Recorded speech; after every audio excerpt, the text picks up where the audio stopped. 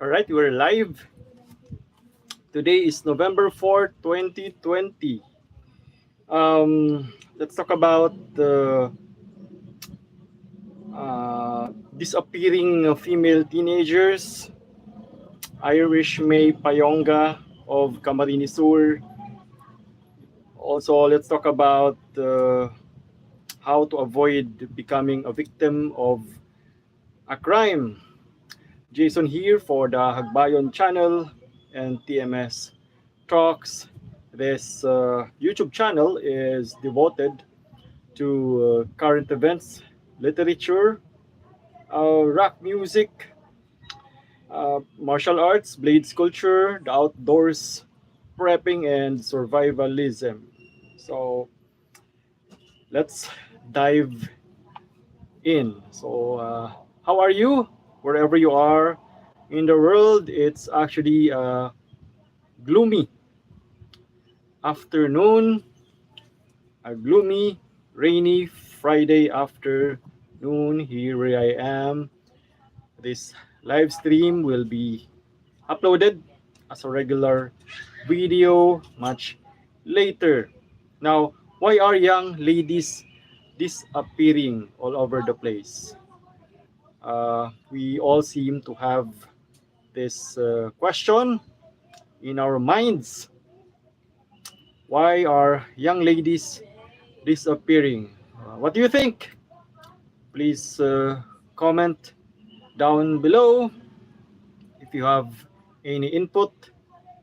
Well, um, as a matter of course and as a matter of observation, some of these young ladies disappear mainly just because they eloped with their romantic interests, significant other. So that is one reason why they suddenly disappear, very much connected to angst, rebellion, and too much adventurism, you know, the passion of youth. Uh, Sometimes they also disappear because they don't like their homes anymore. Perhaps they have some issue with their parents or their relatives, so they go to their friends. Or especially now that social media technology made it very easy for people to connect and for these young people to absorb content on social media, great content or otherwise. And young people, young ladies disappear recently also because of increase in criminality. Uh, some of our law enforcement agencies are really busy, working on this current trend. Some of them are actually trying to calm us down, telling us that these things are isolated incidents, you know, but as citizens, we cannot, be complacent, and there's nothing wrong with trying to be cautious. So there, young ladies disappear, they elope, they go to their friend's house, and sometimes they are victims of criminality, which is rather alarming. The thing with these young people, some of them are rebellious and they disappear by choice, and it's really because they don't want to go home. That's the reason why they disappear. Uh, Recently, there was a case of uh, a missing teenage girl here where I am, here in Bicol, particularly Camarines Sur. And the name of the girl is actually Irish Mae Payonga. Irish May, according to the news, is a senior high school student of Ateneo de Naga. And looking at her profile, I think she graduated high school from University of Nueva Cáceres. And it turned out that Irish May is actually related to my high school teacher, Miss Eden Magigad. Shout out to Mom Eden, great teacher, great English teacher, grammarian, literature teacher. She opened our eyes when we were in high school at Ateneo to literary, content, literary arts. So shout out to Mom Eden, and my deepest condolences to you, Mom, and your family. Now, what happened to Irish Mae Payonga? Well, when we got here home, I think it was Sunday. Um, I immediately went online and checked my notifications, etc., my social media, because I was away for a time, away from social media, away from computers and the internet. And I saw a posting of a missing girl. That's how I came to know about the case of Irish Mae Payonga. Apparently, she was to attend a church activity, particularly a Church of God, activity, uh, to be held at CWC inside the provincial capital, really, provincial capital of Camarines Sur. And according to the posting, she was last seen taking a public transport, a bus, a bus going to the area. All right, and she was never heard, from since then. So people got interested with the case, myself included, because I also go to that area. I'm familiar with the place. And then I think it was Monday when a friend of mine, Jojo Villarreal, posted that his team went to respond to a call in said vicinity. And apparently, a body of a young female was found in the area. And later on, it was identified as the body of Irish Mae Payonga. So later on, news agencies started coming up with information about what happened to her, uh, interviews, what else? CCTV footages in said area. Uh, the CCTV footage that first came out was that of Irish Mae Payonga waiting for a ride, a pedicab ride, apparently going to the CWC, or the provincial capital complex. Uh, so there, she was seen waiting for a pedicab, and later on she took a pedicab, and she had a co-passenger with her.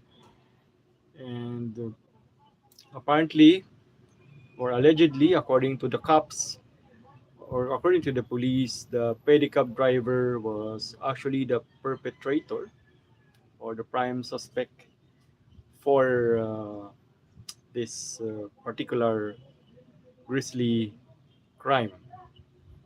And later on, we learned that Irish Mae was also sexually abused and was also robbed. So that's what we learned later. Uh, Allegedly, uh, the pedicab driver reeked of alcohol, and then that's according to the co-passenger of Irish May. This co-passenger was later on interviewed, was later on questioned, identified by the police. So kudos to the PNP for acting really fast on this case, and for providing information and lead as to this case. Um, it was found that apparently the pedicab driver brought Irish May to another place and not the venue for the church activity. And he actually turned right to a particular village subdivision where there's a secluded area, dimly lit, dark secluded area, and that's where her body was actually found later.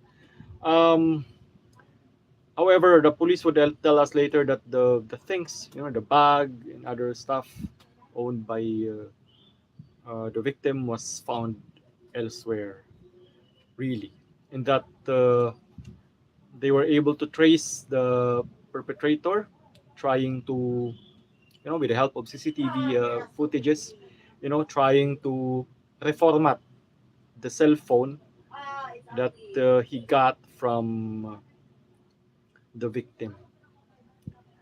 So there, the police declared the case as a closed case, particularly when, according to them, the pedicab driver confessed to the crime, that he was actually the perpetrator, the sole perpetrator uh, who committed said crime. However, people still had questions because Irish May was actually 5'8" in height.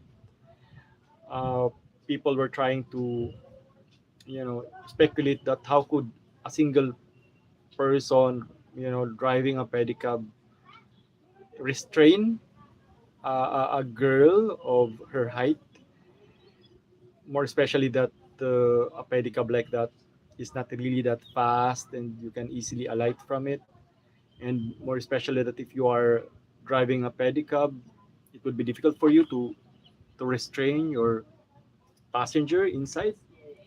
So many people were speculating that perhaps he did not act alone, and I myself had such speculation.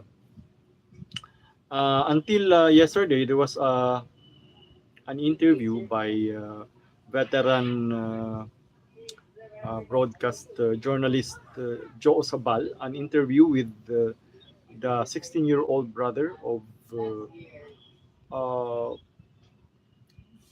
the the prime suspect, and from said interview, we gathered that allegedly the prime suspect was earlier drinking with other people that night, and that the prime suspect actually admitted to covering the mouth of uh, the victim, and he also admitted that the victim was still alive when he left, and when he came back, she was already dead. Opening to the particular possibility that perhaps he was not alone during that uh, night. You may want to check the uh, Facebook page of Joe Sabal, Asintado, on Facebook. If you wanna, if you wanna listen to the interview between Joe Sabal and hi there, Noah Aleph official. Thanks for dropping by. And the minor 16-year-old brother of the prime suspect. You know very well that radio interviews can be considered as evidence as well. Uh, yeah, that's it. It can be considered as evidence as well. So there, that's the update as to the case of Irish Mae Payonga. Rather sad case that the young lady wanted to be a lawyer, and as early as now, apparently, if you look at her profile on Facebook, she's already, she's already reading law books as early as now, even if she's only in her senior high school. But ironically, she was victimized by a crime, and apparently, by the looks of it, she is like, you know, uh, a person who opened up further the eyes of the public as to this, events and crimes that she reminded the public, including the police authorities, of uh, the current situation, and the prevalence of crimes here in our locality and what to do about it. So there's now some kind of information that would open the case again, that maybe the perpetrator did not act alone. So we look at it and we'll wait for updates. Now the question now is how to avoid, being a victim yourself. So with this, we have to look at the elements of a crime in the criminological sense, elements of a crime in the legal sense as well. So in the main, the best way really is to prevent or to avoid the so-called objective phase of the crime. When we say objective phase, the crime has now commenced. You know, the elements of the crime has started to appear or have started to appear. Um, in the criminological sense, as far as we know, the elements of a crime are as follows: capability, number one; number two, intention or desire; number three, opportunity.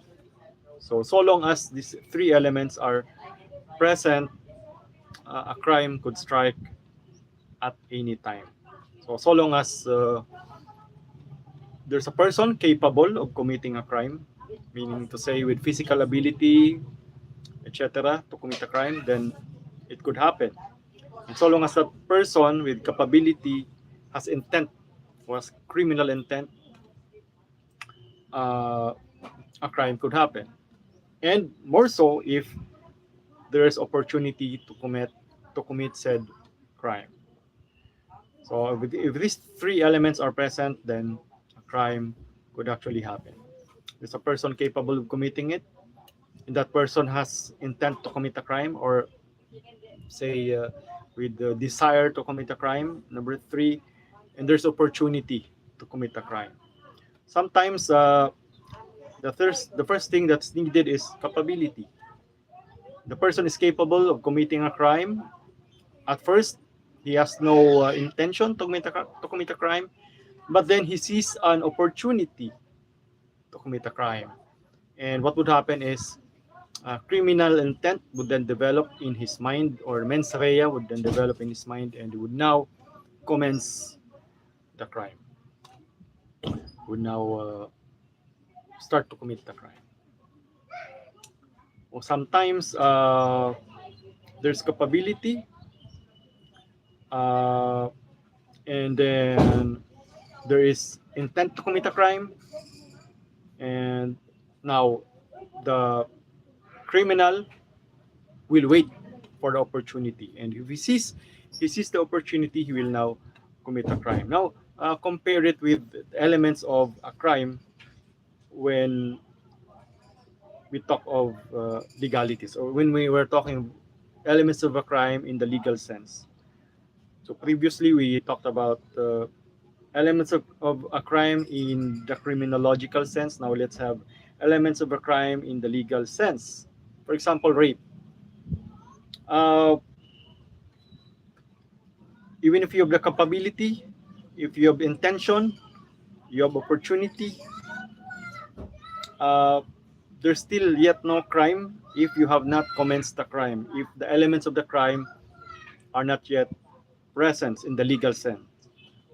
If the element of the crime are not yet present in the legal sense. For example, uh, even if you have the ability to rape, even if you have the intention and desire to rape, even if there's opportunity to rape a person, but you have not really commenced, you have not really started raping, or you have not really started manifesting the legal elements of the crime, then there's no rape. For example, when we talk of rape by sexual assault, no, sexual intercourse, because there's two type of rape by sexual assault, sexual intercourse.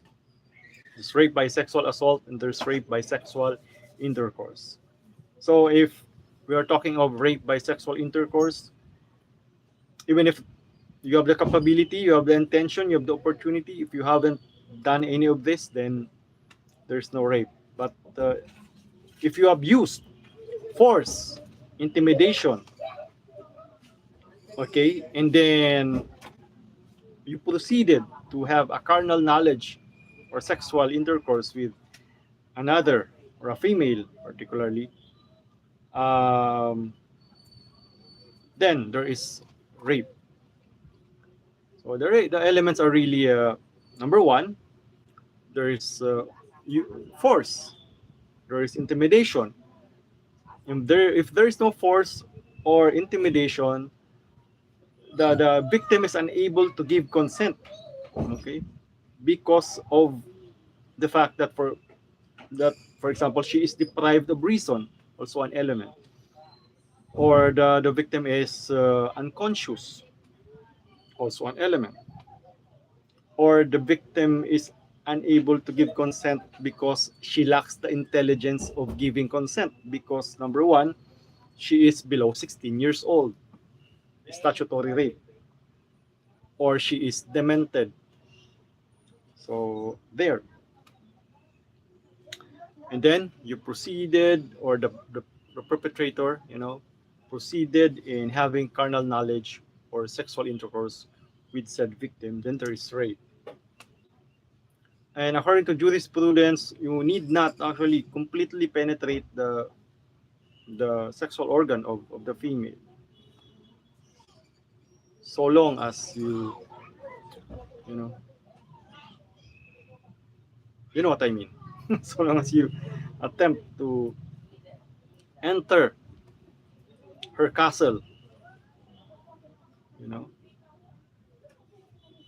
so long as you attempt the edifice of the feminine form, then you are actually commit committing rape already. No frustrated rape. There's attempted rape. Yes, attempted rape. There's consummated rape. There's no frustrated rape. So long as you attempt, then it is already rape. All right. Rape by sexual assault is a kind of rape where men can be victimized as well, because This is not by sexual intercourse. And of course, there's also force, intimidation, and the victim is rendered unable to give consent because he or she is deprived of reason, unconscious, 16 years old and below, or demented.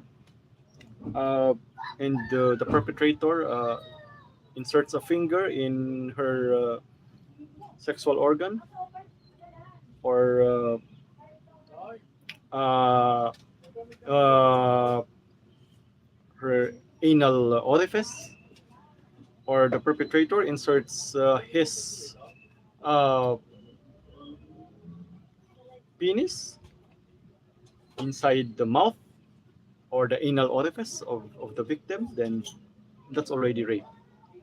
Okay, so long as there is force, intimidation. If there's no force or intimidation, the victim is unable to give consent because the victim is deprived of reason, unconscious, or cannot give consent because he or she lacks intelligence of giving consent because he or she is 16 years old or below, statutory rape there, or demented there.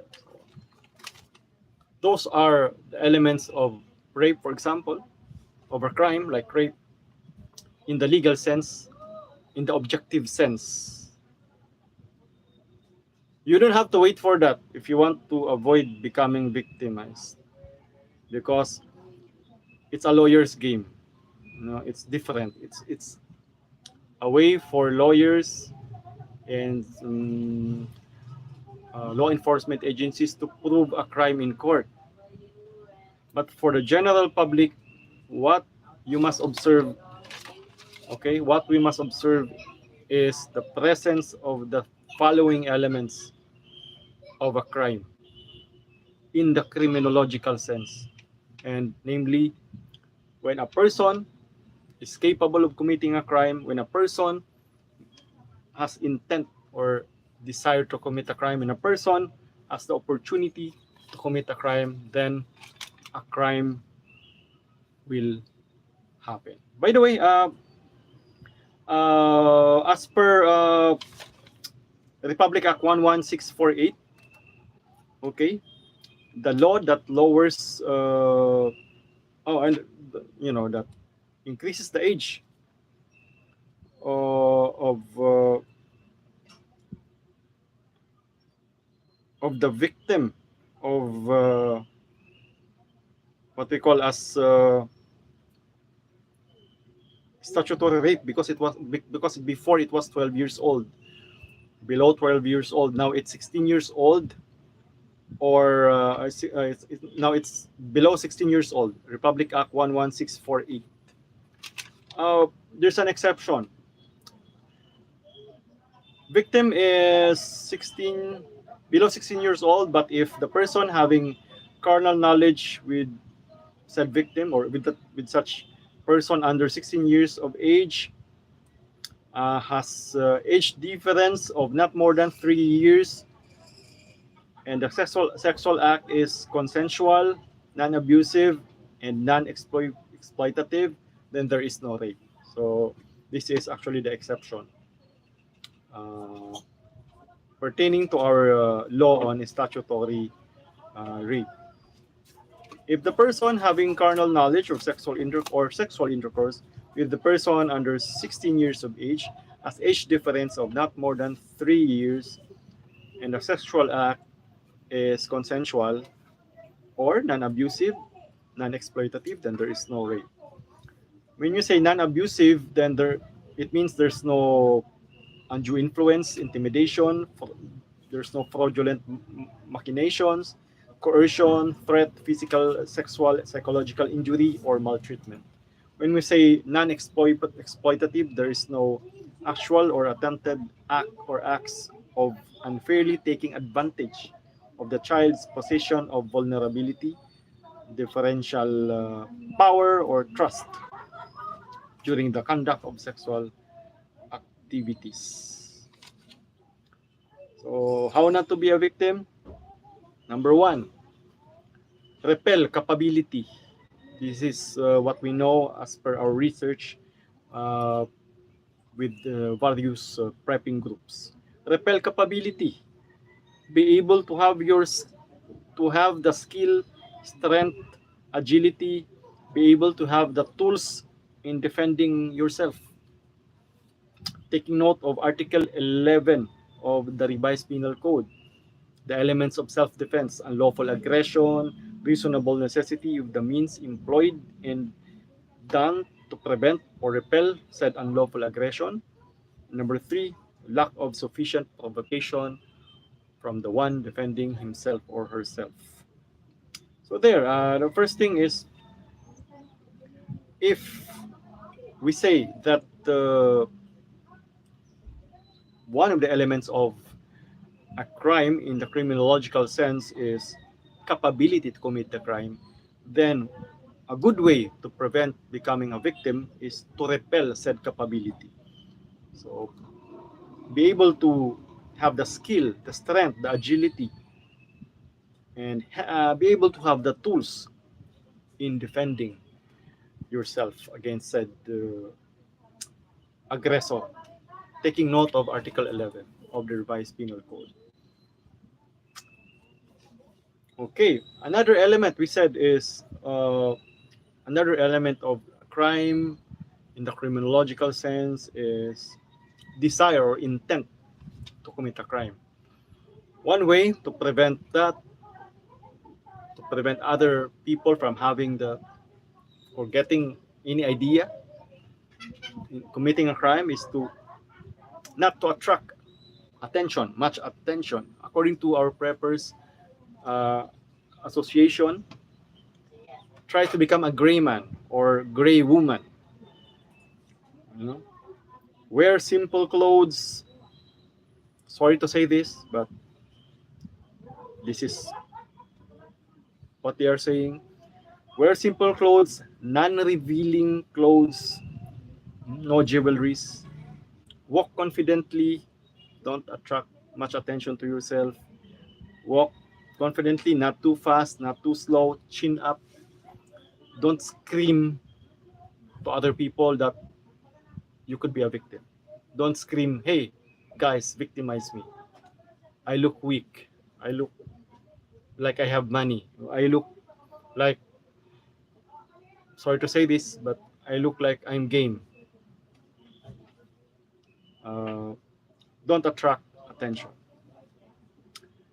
And another element of a crime in the criminological sense is opportunity. So what we do is we limit opportunity, limit going out at night or going to secluded areas. Okay, do your research before your having your itinerary, or go do your research before going out. Use Google Earth, plan your route. Now I think I'm not really blaming Irish, but uh, perhaps if she used Google Earth, maybe, sad to say, I don't know if she did use Google Earth. Maybe would have she would have had a general idea as to her as to her destination during that night. And when the pedicab driver uh, made a detour, it could have sent an alarm. It should have been a red flag for her. But then again, nevertheless, let's remember that criminals will attack so long as they have the capability, they have intention to commit a crime or desire to commit a crime, so long as they have the opportunity to commit said crime. And the same is not really up to us, it's up to them. What is within our control are the following: repelling their capability, not attracting so much attention, especially the attention of criminal elements, limiting opportunity. Okay, limiting opportunity of said criminal elements in committing a crime. Right, Jason here for the Hagbayon Channel and TMS Talks. Thanks for watching. Remember, the pen is mightier with the sword. Have a great day.